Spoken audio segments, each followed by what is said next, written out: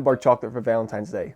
Now, I don't have a girlfriend, so instead I want to try to sell this chocolate to others to give to their sweethearts. According to Google, people spend about $2.6 billion on chocolate for Valentine's Day. So I'm thinking, if I play my cards right, I could make singles wearing this day a little less sad. So basically, the way you make chocolate from cocoa beans is you roast the cocoa beans and husk them, then you put them in a mill with sugar and it spins around and smushes it, and you do that for like 2 or 3 days. Then you temper it with heat to make it all nice and shiny, and finish off by pouring it in the mold. Seems simple enough. With that, I ordered the cocoa beans, chocolate mill, and excitedly waited for them to arrive. The basic idea behind roasting beans is you want to get the temperature of the bean up to between like 225 and 250 degrees. So what you want to do is preheat the oven to 350 degrees, and then after it's preheated, you're going to turn it down to between like 250 degrees and at 300 degrees, so a lower temperature. So I'm going to roast mine at about 290, and you'll do that for about 30 minutes. Also, midway through, you're going to want to stir the beans.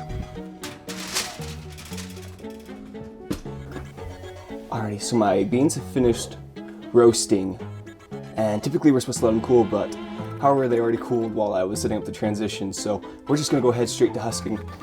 Alrighty, so in theory, all we have to do is just take our bean, and what we do is to husk it, we're just gonna pinch. The husk pulls right away. There we go, look at that. And it's just, you can't see it. Alright, there. Look at that. Okay, then we just place it in a bowl. And the husks are supposedly pretty good for you, so you can make like a tea out of it and then drink that. But I've got all these beans right here. So what we're gonna do is we're gonna go this. We finally got all of the cocoa beans husked, and we've got the beans here and the husks here. And we're saving the husks because they can be used for mulch or to make tea or something like that. But unfortunately, can't actually make chocolate because I'm still waiting on my chocolate mill, so I guess we just have to wait. Alright, so I finally got my chocolate mill, and I'm thinking that for my first chocolate, I'm just gonna keep it really simple. It's gonna be a 60% dark chocolate, which means it's gonna be 60% cacao beans, 40% sugar. So I'll put in like 300 grams of cacao beans and 200 grams of sugar, and then that will give me a 60% dark chocolate. Alright, in the beans. Oh, I spilled some. Oh no. And the sugar. Alright, time to turn on. I didn't know it would be that fast. That's sick. Alright, so now we just gotta let it mill for like a couple days, and then we'll come back and see what it looks like. I forgot to do something crucial. So the nibs are too big to go in the mill, so we need to.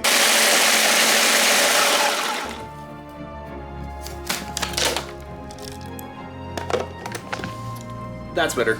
Alrighty, now we'll put it back in the mill, and then we'll come back in a couple days. Well, this is a failure.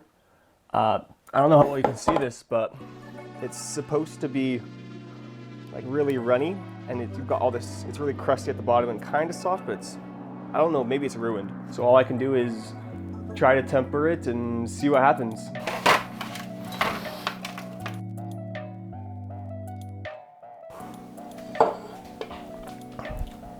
Okay, to heat the chocolate, I want to use the boiler method, which is where I have a pot with hot water in it, and then put a bowl over it, and use the hot water to heat the bowl to melt the chocolate.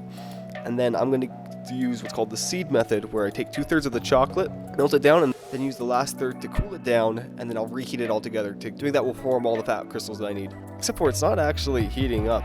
Actually, we'll try warming it up in the microwave, and nope, that didn't work. Let's try that again. You know what they say, second time's the charm. Nope, that didn't work. Okay, how about a third time?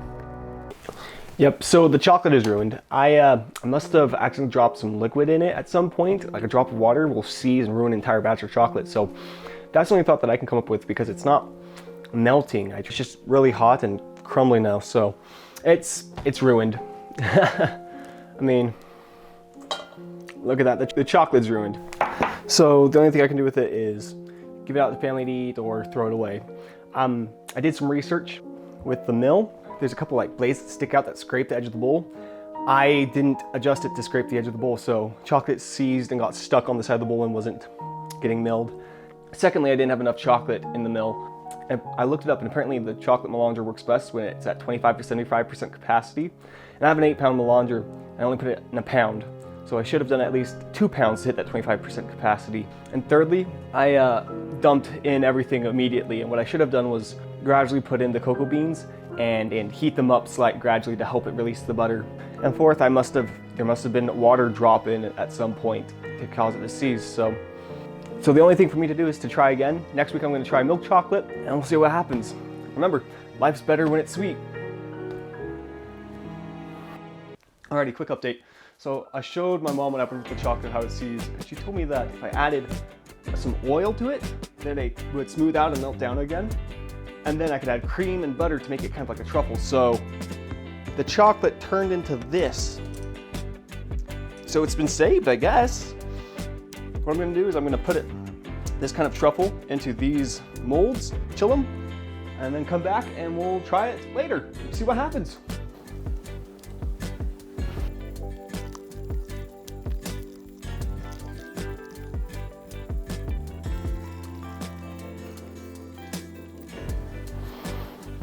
Alrighty, now that they're put in the molds, all that's left to do is put them in the fridge for a couple hours, and there's one, and there's two. Bye-bye.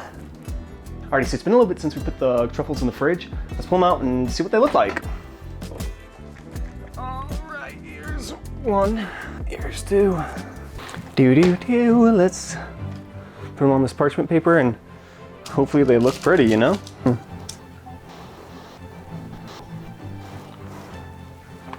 So some of these are clearly prettier than others. Let's get a little bit closer look. So some of the molding isn't great on the weird twisty ones, but the hearts all in all look okay. Honestly, if they were to be dipped in like a chocolate, they'd look fantastic. Let's see how they taste.